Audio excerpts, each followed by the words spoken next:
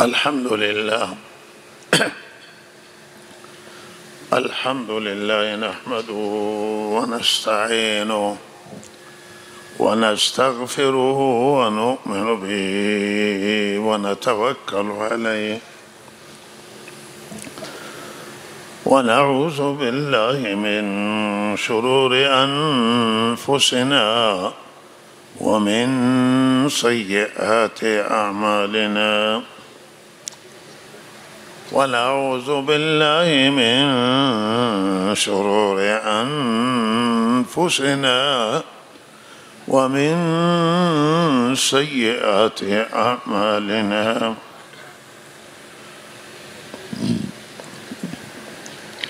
من يهده الله فلا مضل له ومن يضلله فلا هادي له وأشهد أن لا إله إلا الله وحده لا شريك له وأشهد أن سيدنا ونبينا ومولانا محمدا عبده ورسوله صلى الله تعالى عليه وعلى آله وصحبه أجمعين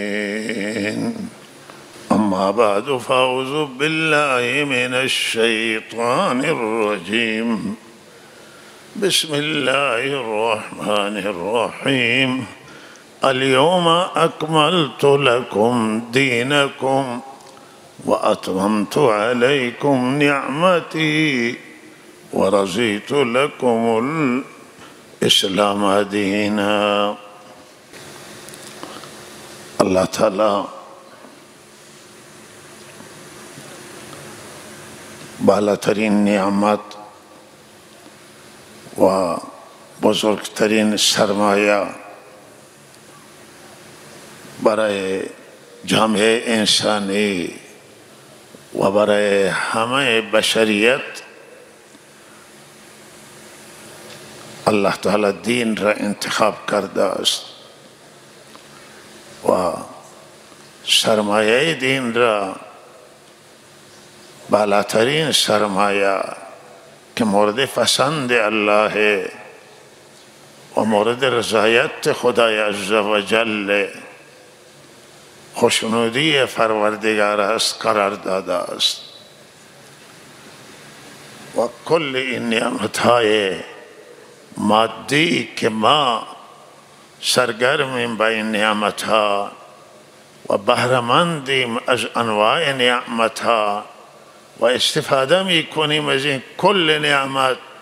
تمام این نعمتها که در زمینند و آسمانند در فضا موجودند، همه این نعمتها جانب الله هم. وجود ما هم نعمتی هست که از جانب پروردگار هست و این نعمت هستی و وجود را الله به ما بخشیده و تمام نعمتهای بدنی، جانی و همه نعمتهای که من و شما میبینیم مادی و معنوی کل از الله تعالی است. و ما بکم من نعمت فمن الله، هرچی که نعمت موجوده عزت دارید، حرمت دارید، کرامت دارید و صورت زیبا دارید، قیافه زیبا که انسان را از همه موجودات قیافه زیباتر داده و صورتش را زیباتر کرده، قیافهش را زیبا آفریده و این تمام این نعمتها به الله برمیگردند. شما هیچ چیزی را از خودتون نیاوردید و اگر چیزی به شما کسی داده است، از والدین و مادر و پدر ارثیه‌ای دارید، نعمتی دارید، همین هم برمیگرده به الله تعالی. نعمت والدین، نعمت قرابات، هم به الله برمیگرده. نعمتهای آبا و اجداد ما که خدا به اونها هر نعمت داده، عزت داده، شرف داده، یا نعمت مادی بوده، هم از جانب الله تعالی. و بزرگترین دارایی ما ذات یگانه خود الله تعالی هستند که رب من و مالک ما هستند و ما افتخار داریم به پروردگار. و خدایی که مهربانه، خدایی که ارحم الراحمینه، و او خدای مهربان، او کسی که بر ما ترحم داره و ما دست فرورده او هستیم و هرچه داریم از او در رأس این نعمت ها و سرلوحه همه نعمت ها هدایت را قرار داده است به صراط مستقیم و دین را قرار داده. و این مهمه عزیزان من.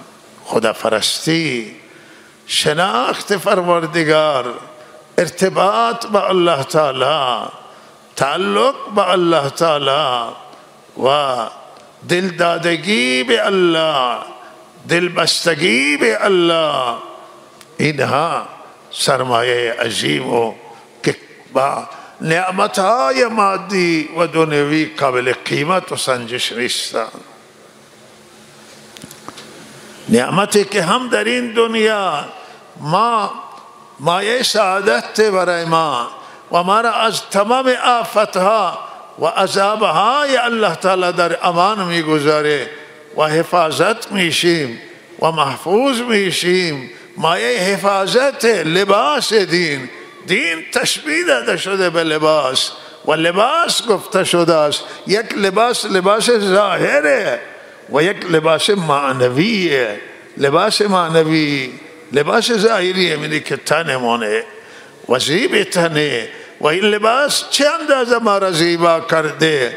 و او لباس معنوی که لباس دینه، لباس تقوا هست، او به مراتب زیباتر از این لباس ظاهری است و او هم دنیای شما را زیبا میکنه. او لباس معنوی شما را از آفتهای دنیا همینطور که این لباس از گرمی حفاظت میکنه، از سردی حفاظت میکنه، از برهنگی حفاظت میکنه و از خیلی چیز حفاظت میکند. او لباس معنوی هم شما را از عذابها و آفتهای دنیا حفاظت میکنه و هم از لباس آفتهای آخرت شما را حفاظت میکند. او حفاظ شماست، او سفر شماست و او لباس زرهی در واقع که شما او را میپوشید، شما در امان میمانید از عذاب الله تعالی. و لحظه هم در دنیا و هم در آخرت تقوا حفاظت شماست. وقتی پرهیزگاری می آید و انسان پرهیز میکنه، به حقوق انسان ها تعرض نمیکنه، حق الله را نادیده نمیگیرد، حق شناس میشه و تابع حق میشود. لحظه توی دنیا هم از قوانین دنیا در حفاظت، هیچ قانون او را تعقیب نمیکنه، برای اینکه خلاف قانون دنیا قوانین بشری را هم که برای نظم و برای انتظام، لحظه وقتی قانون رعایت میکنه، قانون دنیا را، قانون بشر، قانون کشور، قانون مملکت را و حق و حقوق انسان ها را رعایت میکند، مورد تعقیب قرار نمیگیره، مورد حد حرمت قرار نمیگیره، آبروش را نمیبرند و حفاظت توی دنیا. بد نکرده، کسی که بد نکنه بد هم نمیبینه، انتظار بد هم نداره، توقع آدم که بد بکنه میترسه که من بد کردم با یکی و ممکنه یک جای منو نیشی بزنن و از من انتقامی بگیرن و این مسائل سرورانگین حفاظت دین هم توی دنیا و هم در آخرت دین حفاظت. روز قیامت که شما می آیید، شما هیچ کس نمیاید که پروردگارا این منو زده، این منو به حرمتی کرده، حق منو خورده، من اذیت و آزار رسونده، اونجا هم از شما شکایت کسی نمیکنه و شکایت ناحق هیچ کسی اونجا نمیتونه بکنه. شکایت به حقان و لحاظا شکایت به حق کسی از حق با شما نداره، میخواد چه شکایتی علیه شما بکند و شما آنجا هم در حفاظتید. الله هم ناراض نیست. الله نمیگه که بنده تو چرا جنایت کردی، تو چرا جرم کردی، تو چرا من نافرمانی نکردی، چرا که این نافرمانی خدا رو نکرده، بلکه آنجا چهرهش می درخشه در صحرای محشر، مثل ستاره درخشانه، مثل ماه روشنه می آید در صحرای محشر و دیگران گریانند و خندانه، خوشحاله، احساس سعادت میکنه، احساس سربلندی میکنه و الله تعالی اونجا اعلام میکنند که یا عبادی لا خوف علیکم اليوم ولا انتم تحزنون. آی بندگان خاص من، بندگان صالح من، بندگان نیک من، او بندگانی که نیک فکر کردید، نیک اندیشیدید، وجودتون مایه خیر برای بندگان بود، نفع رسوندید، به منافع خلق فکر کردید، به منافع جمع فکر کردید، به منافع مردم فکر کردید، برای مردم تلاش کردید.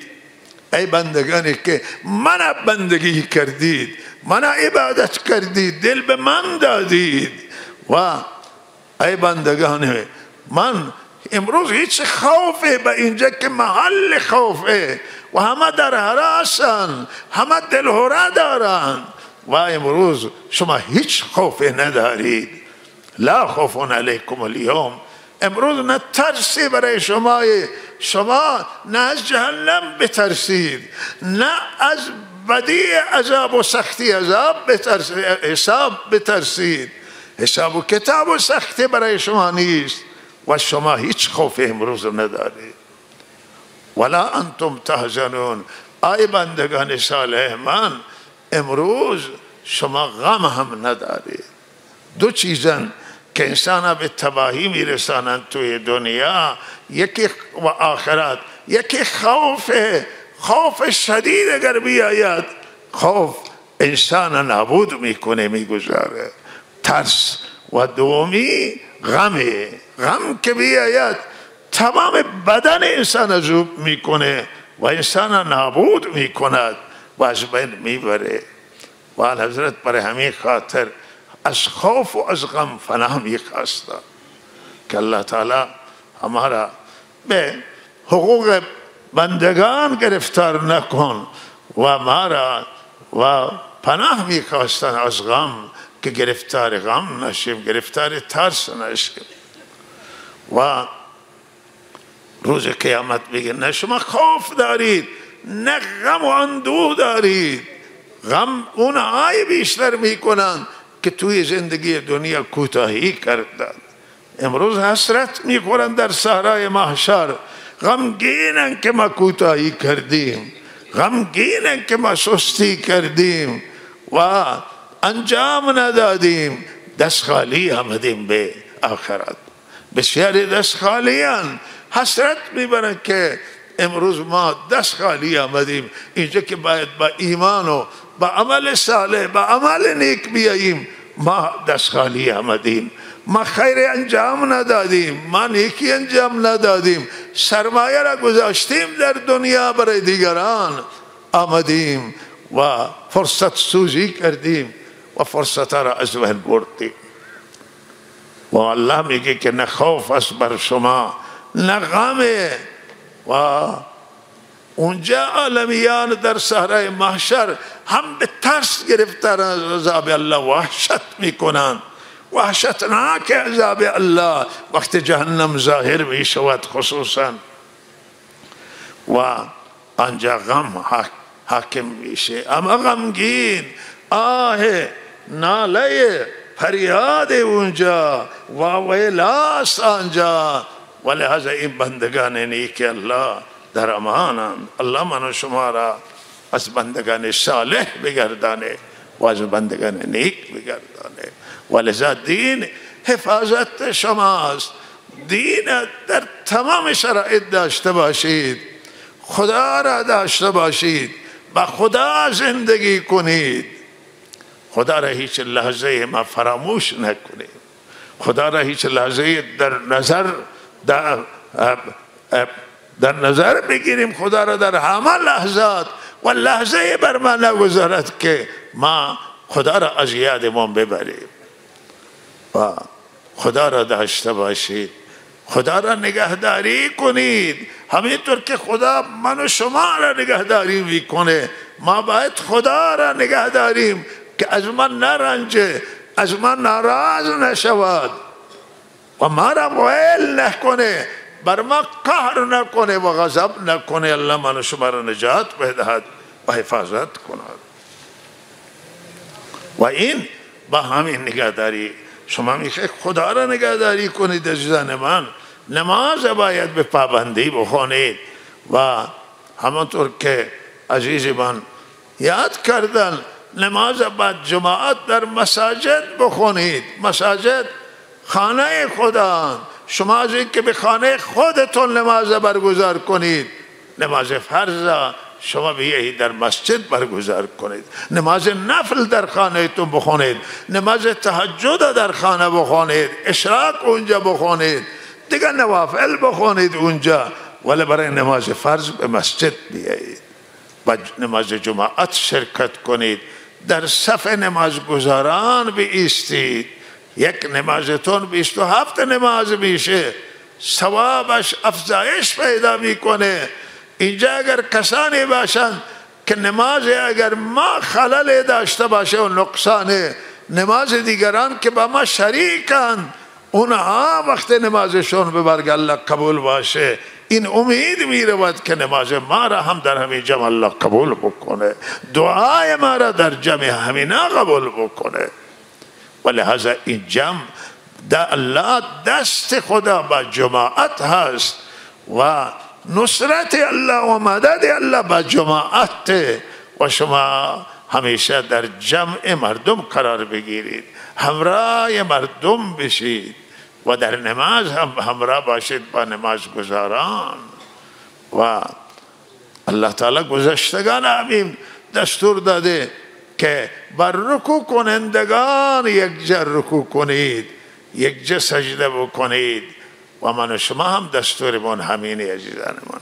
الله من و شما را توفیق بده، نماز پایبندی بکنید، زکات بدید. زکات از فرایض مهمه. میخوای خدا را نگهداری بکنید، نماز بخونید، زکات اموالتون بدید. این از ارکان دینن، از پایه های دین، ستونه مهمه. عبادت مالیه، عبادت جانی، دو تا عبادتن، هم با جان الله باید بندگی بشی، هم با مال. نماز و روزه عبادت جانیان، اذکار، ذکر، تلاوت عبادت جانی، عبادت جانی وسیعن. و زکات عبادت مالیه، عبادت الله با مال. و خیرات و صدقات، خرج کردن بر یتیم ها، بر بیوه ها، بر فقرا، بر مساکین شهر و بر زندانی ها و خانواده زندانی، بر کسانی که مریضن علاج اونا را کردن، مصرف کردن برای علاج اونها، هزینه کردن برای اونها. این خرج و مخارجی که شما در راه الله میکنید و کمک میکنید به مستمندان و ضعفا، این تمام عبادت الله و عبادت مالیه که شما کردید. با مال خدا را پرستش کنید، با جان خدا را پرستش کنید و خدا را داشته باشید.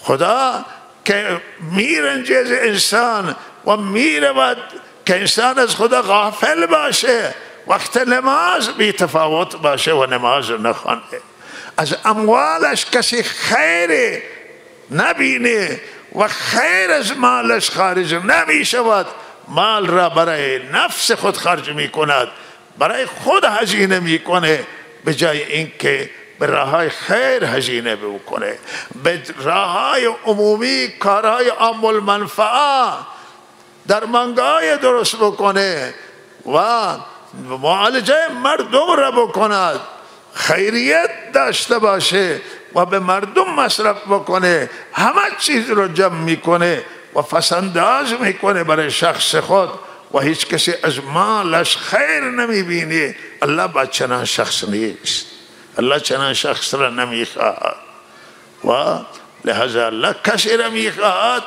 که از عقلش کار بگیره، از فکرش کار بگیره، درست فکر کنه و درست عمل بکنه و الله تعالی به من و شما توفیق عنایت کنه. و سروران گرامی، همه کسانی که گرفتارن، اینایی که گرفتارن، اینها را به نحوی کمک کنید و غافل نباشید از آنچه که در جامعه میگذره، از آن چیزی که توی جهان میگذره، از آن چیزی که توی عالم میگذرد. شما دستتون نمیرسه، ما دستمون نمیرسه، حداقل دلسوزیه، حداقل دعایه و اگر دوای ممکنه نزد شما هست و علاجه و علاج را به علاجتون مطرح کنید و دوایتون به بیارید پیش اونها و لحاظا این مسئولیت انسانی ماست و همه ما چون انسان مسئولیم، چون مسلمانیم، مسئولیت ما سنگین تره و ما تعهدات داریم، معاهده داریم نزد الله که به خیر مردم به خیر دعوت بدیم و در رابطه با خیر مردم، نفع مردم ما فکر کنیم. الله تعالی من و شما را توفیق عنایت کند.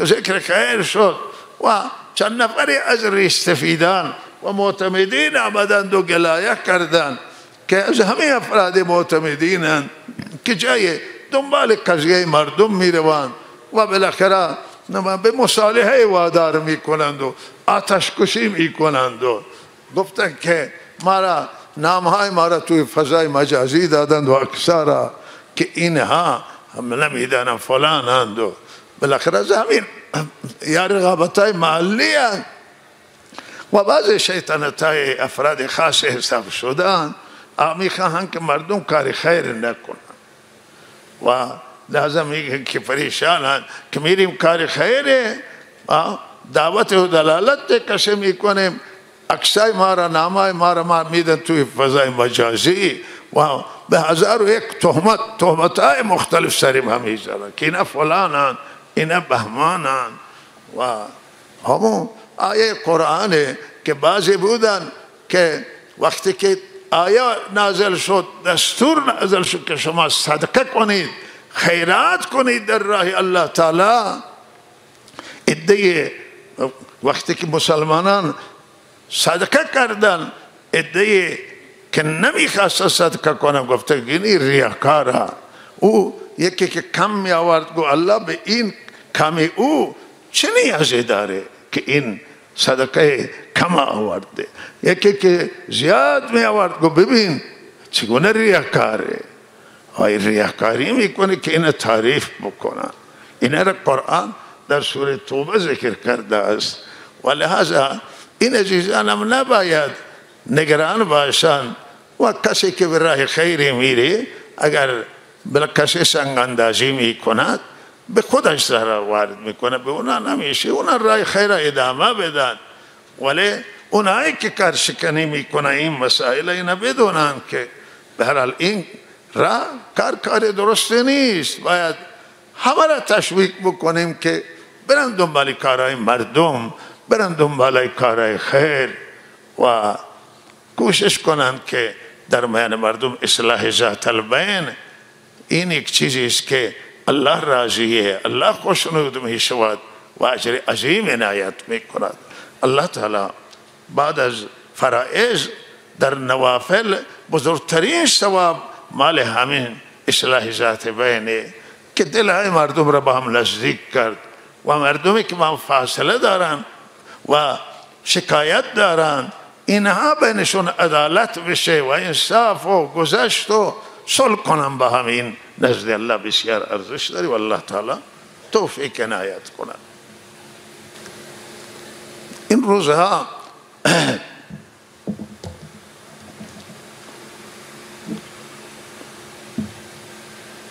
ما شاهد یک سری جریاناتی هستیم که به هر حال میگذره در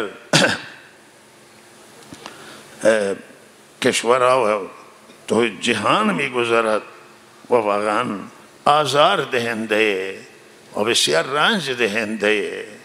و وقتی که میبینیم که فلسطینیان در چه وضعی هستند، در چه وضعی اسبباره و دارن کشته میشوند و خانه و کاشانهشون همه شهر غزه تبدیل به یک ویرانه شده که آباد کردن این غزه از صفر که او زمانی که هیچ غزه شهر نبوده به این صورت خیلی آسان تر بوده، ولی حالا برگشت به صورت اول واقعا کار صعب و کار بسیار سخت شده است و فلسطینیان مردم غزه هنوز همونطور قتل عام می شوند و واقعا این خیلی دردآوره، مخصوصا وقتی که حمله میشه بر صفی که اینه برایشون هیچی نمونده و تمام زندگیشون سوخته پودر شده زیر بمباران های اسرائیل، ولی اینها با بدبختی صف میبندن که از یک جای برای اینها کمک میآورند، کمک انسان دوستانه و صف طولانی میبندن و وقتی میبینی همه سفر میزنن با بم و خمپاره سرشون میاندازن، آتش سرشون میریزن که کشته میشن. واقعا خیلی دردآوره. یا بیمارستان پناه میبره، میبینی بیمارستان و حالا همین روزها کلیسای هم بالاخره زده شد و که عبادت خانه مسیحی است و بالاخره این خانه های عبادت ملت ها هستند و این خانه حرمت دارن، مسجد حرمت داره، کلیسا حرمت داره، معبدهای یهود حرمت دارن، معبدهای نصارا حرمت دارن، عبادت خانه های ملت ها حرمت دارن از دیدگاه اسلامی، از دیدگاه انسانی و بشری و حقوق انسان و میکنی که هیچی رعایت نمیشه و این واقعا انسان خیلی مگر قلب سختی داشته باشه که این صحنه ها را تحمل کنه. این صحنه ها قابل دید نیست و بسیار سخته که یک ارتش که سرتفا مسلح و مجهزشون کردن بالاخره به جان این ملتی که دستشو خالیه بریزن، با حکومت درگیر نیستن، با ملت درگیرن. حالا اگر یک گروه جهادی با اونها درگیره و گروه افرادش تک و توکن و او اگر جنگ میکنه جنگ چریکی میکنه و این ملت چرا کشته بشن، زنها کشته بشن، بچه ها، سالخورده ها، افراد غیر مسلح کشته بشن. واقعا این چیزی است که نه با عرف بین الملل میخوره، نه با قوانین بشری و انسانی و نه با انسانیت همخوانی داره و نه با کسی که ادعای دین داره، دین یهودی تورات، نه با او دین همخوانی داره کسی به این صورت ظلم بکنه. و حالا دیدیم که همه سوریه به هر حال اونجا درگیری بین مردم بوده، قبایلی بوده، قومی بوده و یا فرقه‌ای بوده و یک درگیری فرقه‌ای بالاخره اونجا دولت مداخله کرده و اینها آمدند و بالاخره ریاست جمهوری را زدن و وزارت دفاع را بزنن و در این حد مثلا بر ظلم و زدن همسایه ها مثلا این اندازه جرأت بکنه کسی دولت رسمی عضو و بسیاری از مجامع بین المللی به رسمیت توی دنیا شناخته میشه، گروهی نیست و اینها دولتی هستند و شما دولتی هستید، نباید قانون بین المللی رعایت کنید، نباید مرزهای کشورها برای شما حرمت داشته باشد، حریم هوایی کشورها را نشکنید. اونها هر کشوری بالاخره هوا و زمین مال اوست و هوای حریم دیگران را بشکنید و بیایید به این صورت بزنید. یا خیلی در داوره، خیلی این تحریک کننده اینها. و بیا اینجا توی همین کشور خود ما که چه کار کردن همه میدانن و به هر حال این تحریک میکنه. اینها بالاخره باید فکر کنن که تاریخ آیندهشون رو خراب نکنن. یک کشوری است اینجا بالاخره در میان همین کشور اسلامی هستند اینا و بالاخره به نحوی باید زندگی بکنن که راحت باشن، نه با جنگ و نه با حمله. و خب کشوری که به شما حمله نداشته، سوریه با شما درگیر نبوده، سوریه کاری نداشته، خاکش را مقداری را الحاق کردی به خاک خود بلندیای جولان را و حالا بیایید بزنید و تمام در گذشته بالاخره تمام مراکز نظامی اینها را و سلاح‌های اینها را تخریب کردید که سرمایه ملی سوریه بوده. و بالاخره اینا نباید این کشورهایی که حمایت میکنند اینا را بگن که چه کاری که میکنید شما. نباید ملت مسلمان را تحریک کنید، نباید انسانهای آزاده دنیا را تحریک کنند اینها. و حالا که شما زورش را دارید، برتری نظامی دارید، ولی برتری نظامی به حق، به قانونه. اگر جنگ هم باشه باید عرف بین الملل رعایت بشه و اگر شما مسلمانید جنگ هم بکنید حق ندارید شما که از قوانین اسلامی تجاوز بکنید. بالاخره هیچ گروهی جهادی حق نداره، هیچ کشور اسلامی حق هم نداره که از قوانین بین المللی تجاوز بکنه. عرف بین الملل، قوانین بشری و زیر پا بگذار قوانین اسلامی را و این ممنوعی، خلاف عقل، خلاف منطق. آیا چه کار خلاف عقل شما میکنید؟ شما ملتی را علیه یهود تحریک نکنید.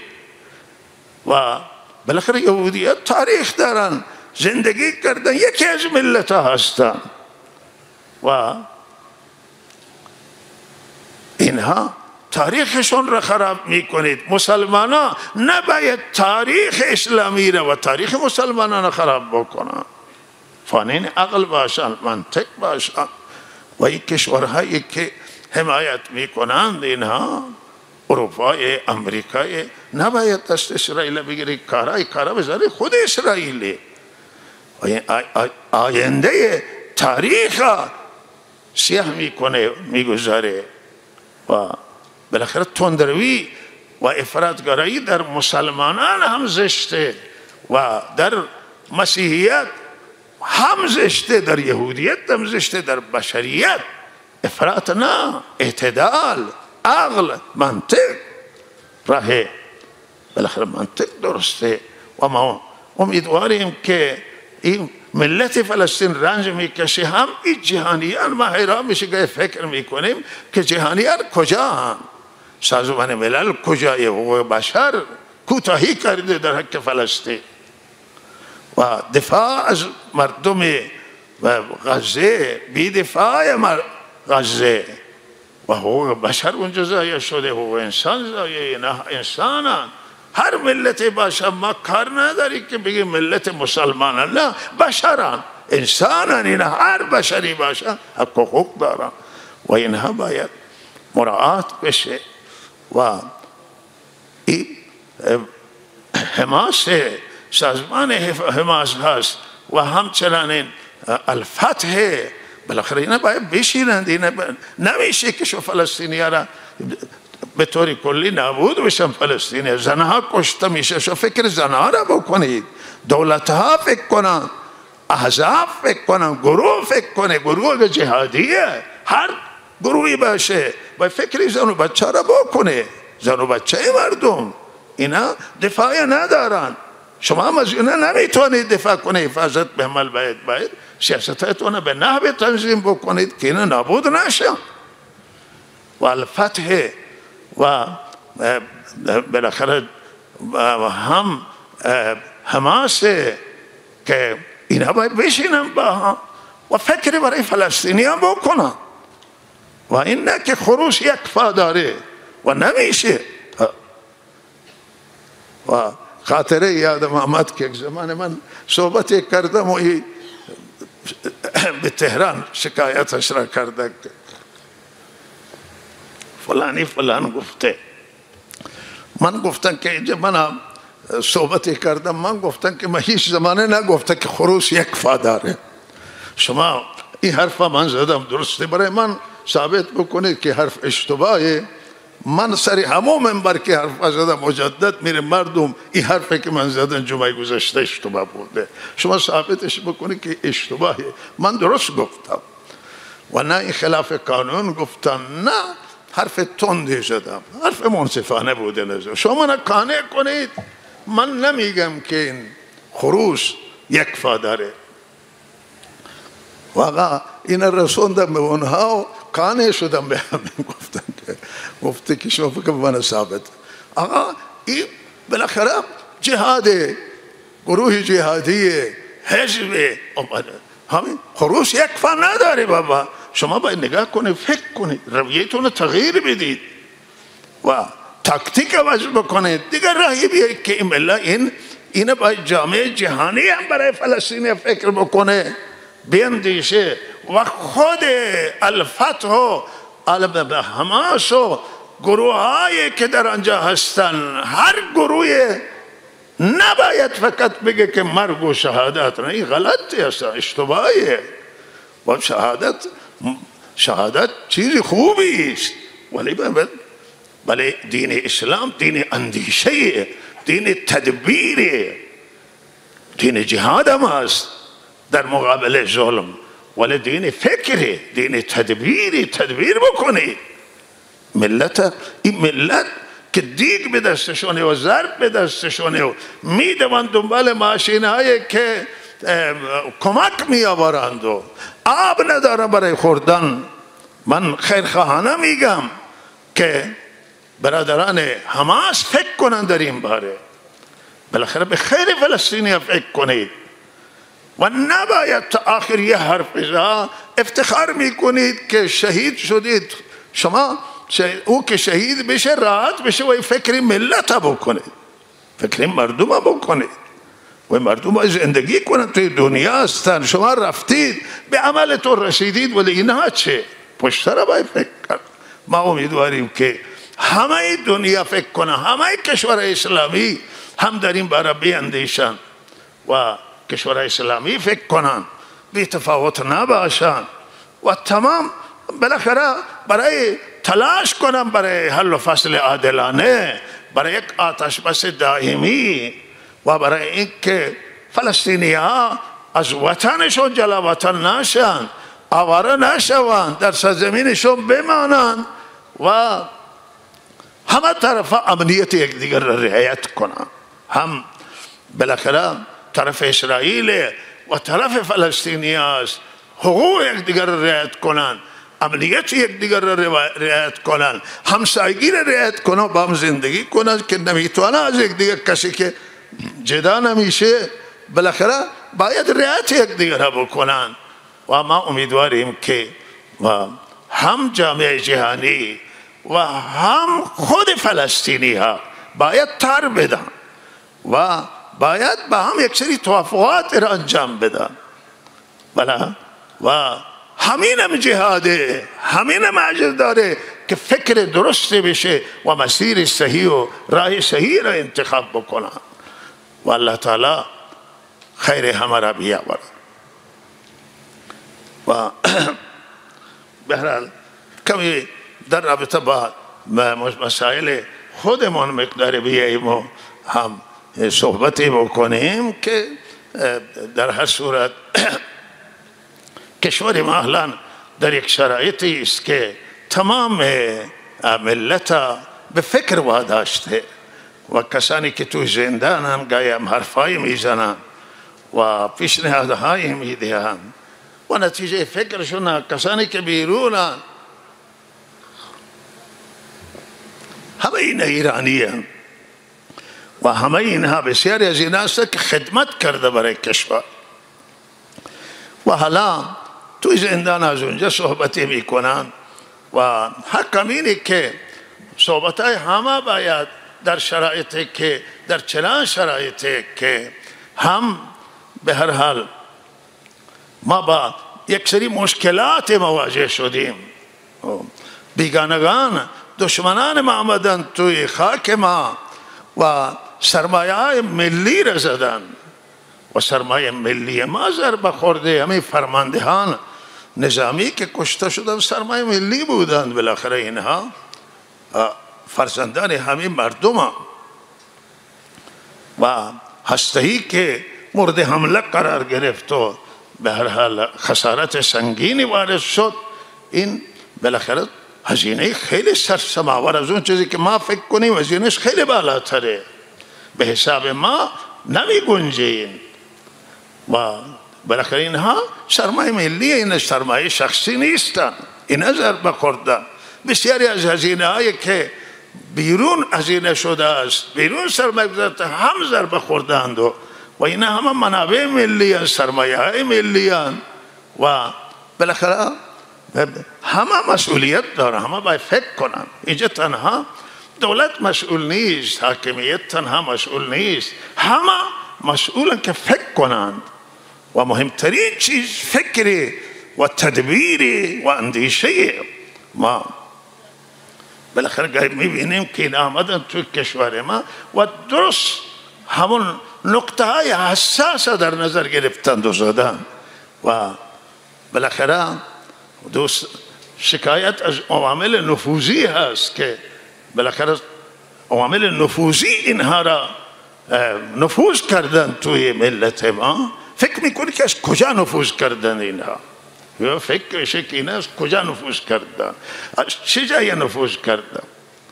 پول دادن و شکار کردن فرادا یا از اختلاف درونی استفاده کردن و چون درون یک سری اختلافات بوده سالهای اخیر، از این اختلافات استفاده کردن و با اونها همکاری شده، بالاخره خانه را نشان بدن، محله را نشان بدن. این دانشمندان هسته‌ای از سرمایه بزرگ بودن که از بین رفتن، فرماندهان نظامی انتظامی و همچنان و هسته‌ای و غیره و دیگر خیلی مراکز مهم زده شده است.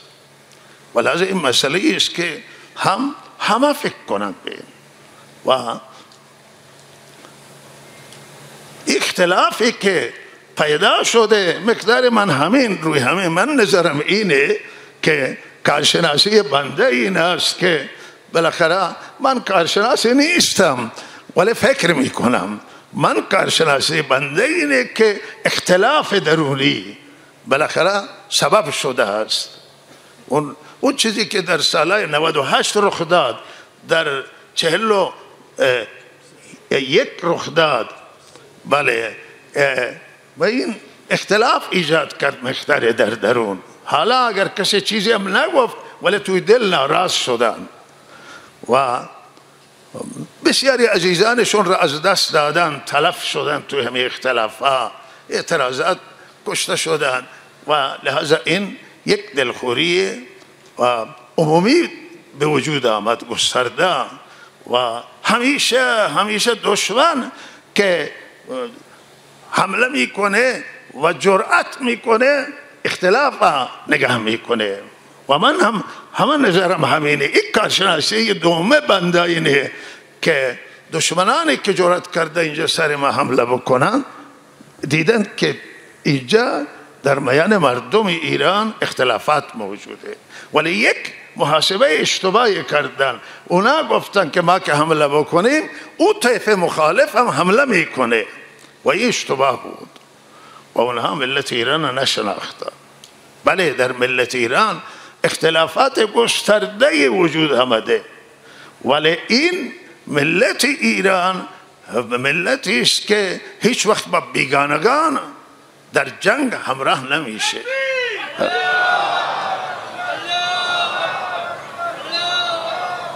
و اعتقاد این ملت اینه که اختلاف درونی را خودش حل بکنه.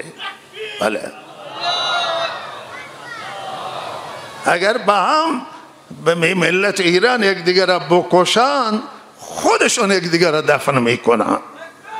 بله و لہذا این محاسبه مخالفان و دشمنان این بود که نه اینها با ما همراهی میکنن. نه اینطور نشد و دزدها یک که اینجا تو این مناطق خلافکاران هم این ایام دست از خلاف کشیدن که کشور مورد حمله قرار گرفته و وظیفه ما چه هست و این نشان همین بینشی ملته.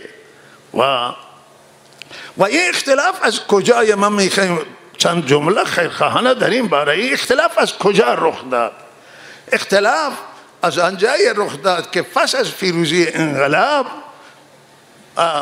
به هر حال افکار مذهبی، فکر مذهبی در ذهن آمد. مسئولان بسیاری از مسئولان تصمیم گیرنده و تاثیر گذار فکر مذهبی را کردند، به فکر مذهبی رفتند و فکر مذهبی و اندیشیدن در رابطه با مسئله مذهب که انسان فکر کنه، اونهایی که خیلی ها بالاخره مشکل ایجاد میشه. اینجا افکار باید ملی بشه، افکار نباید مذهبی بشه. حداقل افکار اسلامی درسته، مذهبی نه. یه مذهب یک اسلامه. اگر فکر اسلامی بشه اسلام کلیه، دید وسیع‌تر میشه. و اگر فکر انسانی بشه دیدم بسیار وسیع میشه. ولی اگر فکر آمد مذهبی، الان شما فرق نمیکنه مذهبی شیعه باشه یا مذهبی سنی باشه. اگر اینجا ما بیاییم و فکر حنفی را بکنیم هم ما میبازیم، ولی فکر اسلامی بکنه اسلام وسیع، ظرفیت کلانه. مذهب نه، مذهب فقهی و فتوای محدوده. فکر مذهبی حکومت را محدود میکنه، ملت را محدود میکنه، علما را محدود میکنه. ولی از این فکر مذهبی این کارشناسیه و شما روی فکر کنید.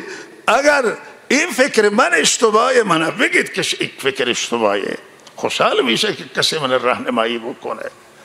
فکر مذهبی شد، جلوتر رفتی جناها آمدن و فکر جناحی شد و این جناها که آمدن رقابت کردن که یک جناح مذهب که آمد خواست مذهبای دیگر را از صحنه بیرون بکنه و جناح که آمد خواست یک جناح دیگر را بیرون بکنه.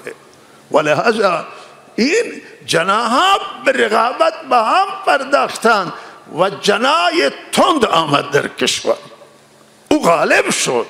اصلاح طلبان فرض کرد، اصلاح طلبان بسیار خانه نشین شدن یا از اصلاح طلبی گفتن که این نظام و سیستم اصلاح پذیر نیست و ویل کردن رفتن و رفتند و با هم گروه های دیگه جذب شدن و اصلاح طلبایی که بالاخره ویل نکردن ولی فعالیان در خانه نشین شدن. حالا اصلاح طلبای زیاده که با سرمایه ملی تربیت شده اند و سرمایه ملی خودشون خانه نشینن. این نتیجه شد که کشور محدود بشه، کشور ما کوچک بشه. فکر وقتی کوچک باشه کشور کوچک میشه و ایران یک کشور استثنائیه در خاورمیانه، در منطقه. ایران دارای اقوام و اقوام بسیار رشیدی هست، اقوام تاریخی هست و دارای فرهنگ کهنه و سرمایه که ایران داره شما بررسی بکنید بسیاری کشورها ندارن. دریا داره که خیلی کشورها ندارن، دریای خلیج فارس داره، اقیانوس داره در ناحیه چابهار و این قسمت ها. و ایران این همه معادن داره. ایران عرض کنم که این همه سرمایه های ملی و سرمایه های کلان که در ایران در خیلی کشوران کشاورزی وسیع داره، دامداری بسیار وسیعه و از همه بالاتر نفت و گاز وسیع داره که کشورهای دیگر کمتر دارن. با یک بخشی از نفت و گازهای دنیا ایران در اختیار داره. و ایران اگر ملی فکر می کردیم و این سرمایه ها، این تنوع قومی و تنوعی که در خاک ما موجوده، این تنوع ها را در نظر می گرفتیم، ملی فکر می شد، اصلاح طلبش، اصولگراش و همه اونایی که مخالف و موافق مال ملت ایران، اقوام ایرانیان، مذاهب ایرانیان، ادیان که اینجا موجودن، اینها هم ایرانیان. و اگر ما انسانی فکر می کردیم، اگر ما اسلامی فکر می کردیم، معتقدم که ما امروز همه ملت ها در دست داشت. اگر ما بالاخره با فسادها را نمی گذاشته که اینجا شکل بگیره. فساد الان یک چیزی که به کشور ما ضربه زده، ضربه کاری زده، فساد مالیه. و این فساد مالی تمام منابع مالی ما را، ملی منافع ملی را تباه کرده و ضربه زده است. و خیلی چیزها صحبت شده و ما هم به همه زبان بی زبانی و از روی دلسوزی هشدار دادیم که جلوی اعدام بگیرید، ایرانی ها را از شما ناراض میکنه. گفته که فلان چیزا اگر در بازداشتگاه خطای جلوشون گرفته بشه چه خلاف شرع، و ما وظیفه مونه که تا سرحد جان از شریعت دفاع کنیم، از قرآن دفاع کنیم و هم از منافع ملی، نه منافع اهل سنت، نه منافع قوم بلوچ. وظیفه ما از دفاع از کل منافع بر حق ایرانیان، ملت ایرانه. و ما خیرخواه دولت و ملتیم، گفتیم ما خیرخواه همه هستیم. گفته که این مسائل که توی بازداشتگاه تو میگذاره با شریعت اسلام تطبیق نداره و اینها را مردم ایران ناراضن، اینها را اصلاح کنید. مشکلی که اینجا بود که ما گوش شنوا ندیدیم توی مدت و نشنیدند و بسیاری خیال کردن که ما مغرضیم یا اونهایی که انتقاد میکنن غرض دارن و این مشکلات پیش آمد که امروز دشمن هم از همین نقطه سوء استفاده بکنه و بالاخره بسیاری برند که با زحمت کشیده برای این کشور توی گوشه زنده هم بیفته. و ما خیرخواهیم. ما الان در نقطه رسیدیم که هم مردم زندگیشون تارمار شده و هیچی برای مردم نمانده، مردم دستشو خالیه، هم ادارات مانده، پول نیست در کشور که کار کنن، پروژه ها خوابیده. و الان یک فکر عاجل میخواهد که در این باره فکر بشه و ما این چیزیست که ما را رنج فکر کلی بشه. شما به جزئیات و هیچی حل نمیشه. شما فکر اساسی کنید، فکر کلی بکنید. اینایی که الان پیشنهاد میدن که بالاخره قانون تغییر بخوره، قانون مشکل داره و اونها دیدگاهشون از همه مشکلات میبینه، برای مشکلات حل نیست. و این همون قول نحویای حرف مقوله دارند که شر احر ذنب، شر عظیمی است، شر بزرگی است این. بالاخره و برای این چندیشی میخواهد. همه ما ایرانی هستیم مسئولان. حالا میگم مردم میگم ما دولت انتخاب میکنیم، دولت اختیارات نداره. مجلس انتخاب، مجلس هم و دولت همونای انتخاب میشن که از بالا تعیین میشن که این 6 نفر یا 4 نفر میتونن فقط رئیس جمهور بشن. این فرد میتونن اینا را بالاخره گزینش میکنن و گزینش که میآید و مردم میان را میدن و حرکت و جنب و جوش و آخر میبینی که نه مجلس که اختیاری باید داشته باشه نداره، نه دولت اختیاری نداشته باشه نداره و این مشکل است. و یکی که ما مراجعه کردیم از همین رئیس جمهور که الان خانه نشین است، گفته که شما یک وزیر اهل سنت بگذار. گفته که آقا این در امور آدم رکی بود، گو این در اختیار من نیست، شما جای دیگه آدرس دادن که برید مراجعه بکنید، جاده میخواهید من میسازم، برق میخواهید میسازم، فلان میخواهید آب میخواهم میدم به شما، ولی این در دست من نیست. یکی را ما گفته که آقا بر ما فشاره، بالاخره جای اهل سنت نماز میخوانه مشکل دارن تو شهرستان ها، مسجد ما تهران نداریم آقا. و ما گفته که به نفع شما است که شما مسجد بسازید، شما باید خودتون میدادید مسجد ها و نه یک مساجد داشته باشه. او گفت که نه این در دست ما نیست، اینجا صحبت نکنید اینا را. چیزی میخواید دیگه چیزی و با این رئیس جمهوری این که اختیارات نداره، ببین اختیارش چرا داشته نباشه که رئیس جمهور که مردم رای داده بهشون. و بالاخره این مسائلی است که مشکلات، من این مشکلات نمیخوام تحریک کنم، من میخواهم که مشکلات کسی بشنود. اینجا تو ما نیست کسی که حرف مولا بزنیم. بعضی میگه شما حرف سر منبر نزن، من کجا بزنم این حرفا؟ با کی بزنم؟ بالاخره باید با کسی بزنم که با او حرف سرش بررسی بشه، رسانه که من ندارم اونطوری. و لحاظه ای همین تریبون هست و این صحبت تحریک کننده نیست، این خیره، این علاج، این دوایه. شما مشکلتون اساسی گیره کشور، خیرخواه شما هم خیرخواه ملتن.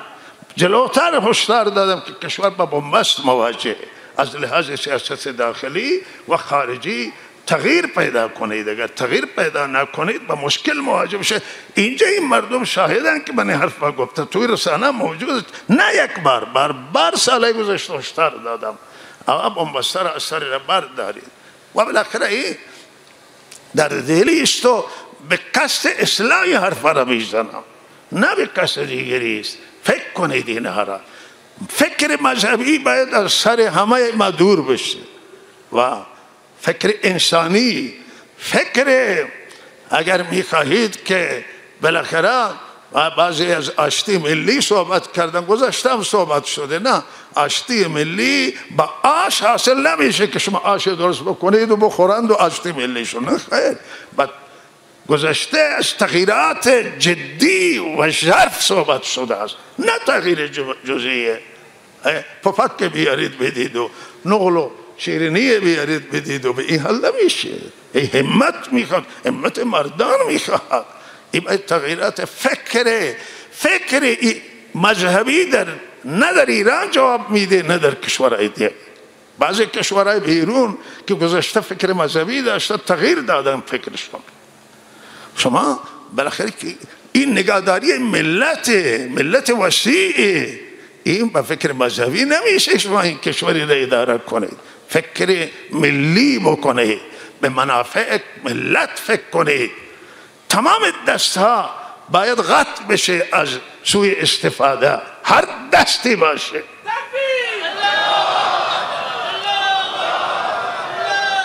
و سرمایه ها برگرده به خزانه و بالاخره تا این مردم گرسنه ایران که تمام ثروتایشون از دست دادن اسیر بشن، با این صورت نمیتوانید. مشکله شاید افرادی که زندانن، ما میگه افرادی که زندانن، بابا اینا را به چی؟ به حرف زندان کردید، صحبتی کرده اینا دشمن کشور نیستن، اینا دشمن منافع کشور نیستن، انتقاد دارن شما اینا رو بیرون بکنید، چرا توی زندان الله؟ و من برای منم خیلی دردآور بود شنیدم که بعضی از این زندانهای سیاسی خانواده هایشون در همین حمله اسرائیل بعد از حمله رفتن و اونجا مورد تفتیش بدنی قرار گرفتن و بعضی مورد اهانت شدن که من از مسئولان میخواهم که اینا بررسی بکنه، اینا را و پیگیری بکنن و اینها نباید به خانواده زندانی و توهین صورت بگیره که افرادشون توی زندان. و به هر حال اینا مواردن که من گفتم موارد تذکره و ما امیدواریم که فکر اساسی بشه و بالاخره اینجا تمام اقوام ایرانی، تمام مذاهب ایرانی همه بیایند و مدیران کشور، مسئولان نظام فکر ملی بکنن، فکر مذهبی نه، همه بچسبی به مذهب و بالاخره است که ما بچسبیم به مذهب، شما هم بچسبید به مذهب، ملت از دست رفته. و ما مدتی که یک تغییرات آوردم همین به روی فکر انسانی گفتم فکر کنیم. اگر فکر انسانی ما بکنیم هیچ ایرانی از ما نمیناله. اگر فکر اسلامی بکنیم، هم اسلام دین وسیع ظرفیت کلانی داره، مشکل ایجاد نمیشه. ولی که رفتیم به مذهب و به فتوای این عالم و مفتی و به فتوای اون مرجع و بالاخره این نتیجه شمیم میشه که هست. و ما امیدواریم کشور ما بهبود حاصل بکنه و از این فرصتی که پیش آمده همه بیندیشن، بیا اینای تو زندانان. اینا من خیرخواهانه و دلسوزانه حرف میزنم، من معتقدم که به نفع کشورش اینا رو کند. الله تعالی به همه ما توفیق کمال عنایت کند و عاقبت همه ما را خیر کنه. بله دیر شده، من عذرخواهی میکنم. امروز حرف به درازا کشید و دو تا مسئله مختصر، که در رابطه با این که مهاجرین دارن برمیگردن به وطن یا اخراج میشوند و ما هفته گذشته هم خواستیم که این را مهلت بدید و بالاخره چون زیاد رفته اونور و بالاخره اونور هم باید بتوانند اینا ضایع نباشند، اونجا بتوانند اینا جای کم بدن توی کشور و اونجا با این مشکلاتی که در افغانستان شاید توانایی داشته نباشند. و بنده هم از سازمان ملل و تمام سازمان ها و مجامع خیریه درخواست دارم که به برادران افغانی ما رسیدگی کنن، کمک کنن، خیمه بدن، برای اینا خانه بسازن و اینا رو تحت پوشش قرار بدن و این درخواست اکیدی از مجامع بین المللی دارم. و همچنین درخواستم از کشورم مسئولان که اینا رو مهلت بدید و مواظب باشید که اینا رو در حق اینا به انصافی میشه، پول زیاد میگیرند از اینا، پول کلانی میگیرند، توانایی اینا نداره اینقدر پول گرفتن از اینا، پول منصفانه بگیرن، انصاف بکنن، به اندازه که حقشونه بگیرن، مدیریت کنن روی این مسائل که بالاخره مردم از ما ناراض نشن، خدا ناراض میشه.